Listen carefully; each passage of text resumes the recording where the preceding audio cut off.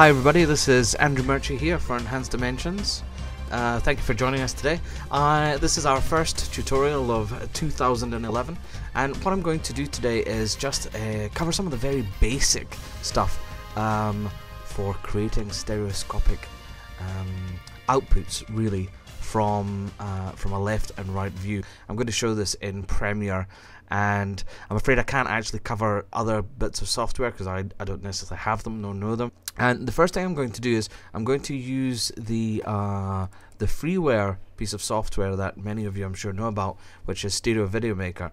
Now, if you don't have Stereo Video Maker, you can go over to the Enhanced Dimensions website. That's www.enhanced-dimensions.com.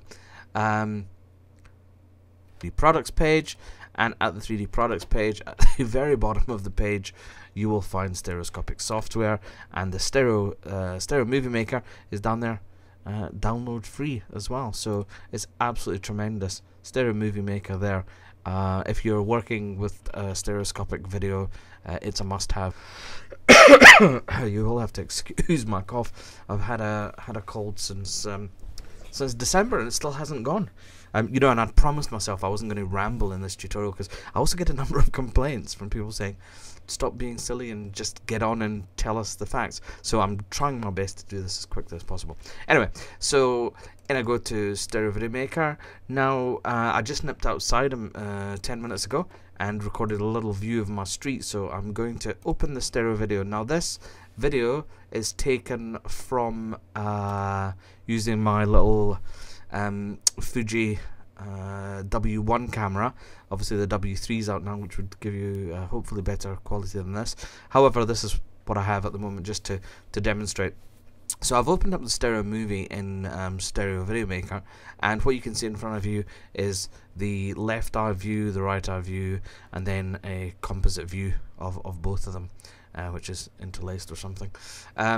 All that I'm really doing here is I'm going to split these into a left and right file. So it's a very, very straightforward process. You just go save as left right movies, and I'm just going to call this demonstration 3D, and it will automatically give it an L and an R to tell you which is which.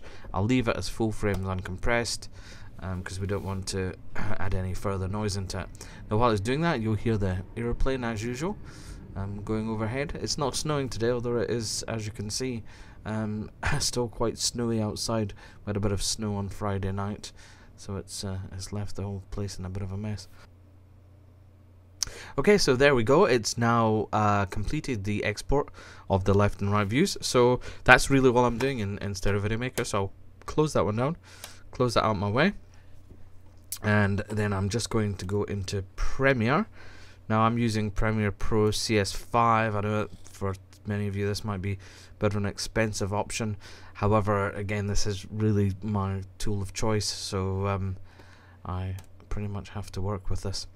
I'm going to just leave the settings as DV playback, and we're going to call this Basic 3D Tut. There we go. We'll leave that as DV. We'll go OK for that. Okay, because the video footage from the Fuji is only 640x480, I'm going to use the iPod standard. I'm going to make a slight adjustment to that because it will be 30 frames a second, I think. Square pixels is correct, no fields, 30. Yeah, we'll leave it at that. We'll put maximum render quality on. That's fine. Okay. And we'll go okay, we'll leave that as sequence 1. So as you can see now, Premiere's opened up and we're ready to import our footage. So I'll hit Control I and I will go to Basics, Source, Video, and we have Demonstration L and Demonstration R, which is left and right. I'll go OK to bring that in. And now what I'm going to, I see I spelled demonstration wrong. Oh, there you go, typing too fast again.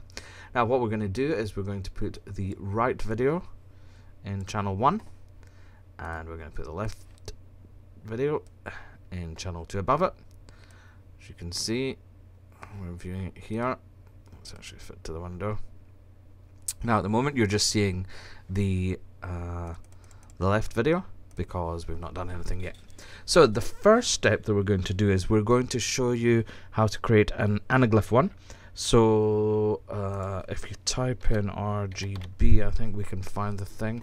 So color balance. Now this color balance control, effect control, we'll drop on that top one.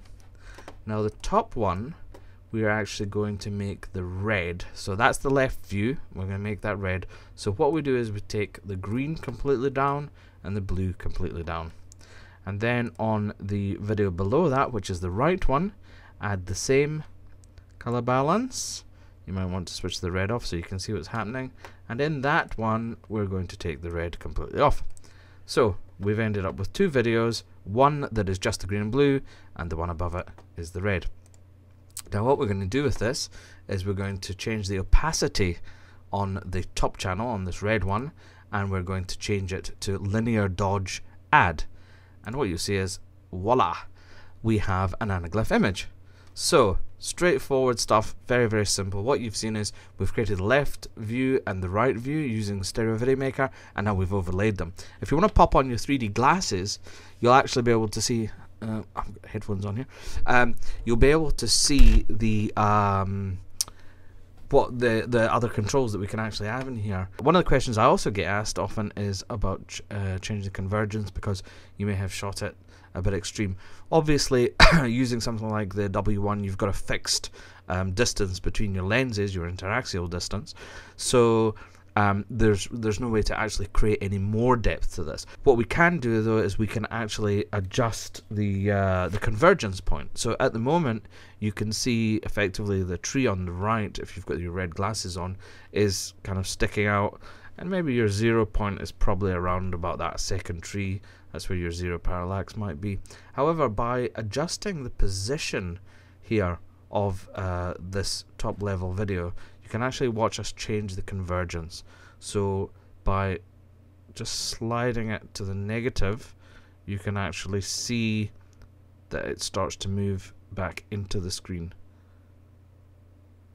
And if we move it, so actually by moving it to that point, we've actually moved the tree on the right to effectively at the screen plane roughly, and everything else is further beyond that. If we move it in the other direction, you can see it move differently. You can see it move kind of out of the screen.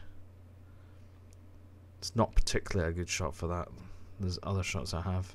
However, obviously, as you start to adjust the convergence there, what you do is you need to start cropping, because you get your red and blue sticking out either side.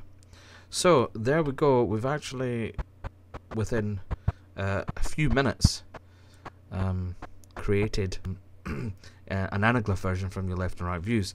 Now what I'm going to do next is we will do a similar thing. Let's create a new sequence. Fine, we'll go okay with that. Now what we're going to do here is we're going to create a side-by-side sequence.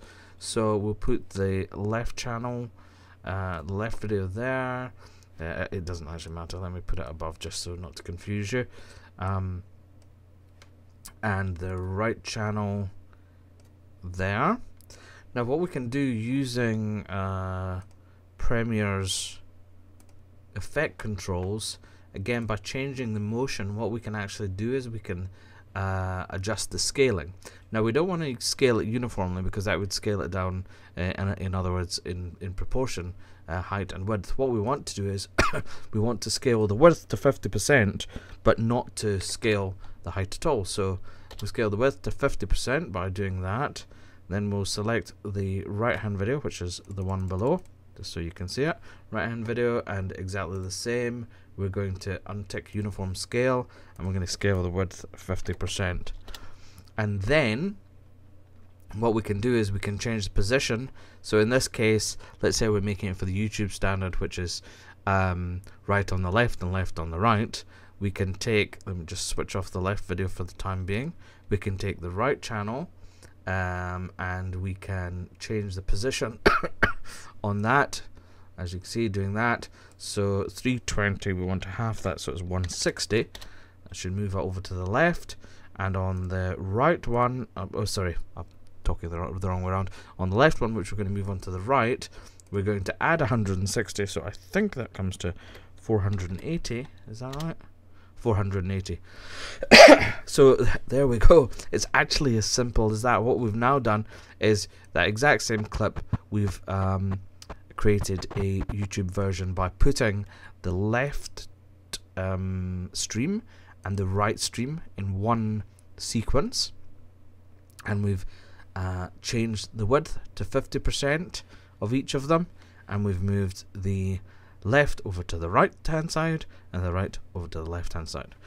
I'd just like to thank you for watching this today, and I hope that's been helpful for you. If you're watching this on YouTube or Vimeo, it'd be really great if you could come over to enhancedimensions.com, where we've got a whole ton of tutorials on 3D stuff, and we've got a whole load of 3D downloads, 3D offers, just a lot of fantastic stuff there for you. So this is Andrew Murchie for Enhanced Dimensions. Thanks for listening, and hope to see you again. Bye now.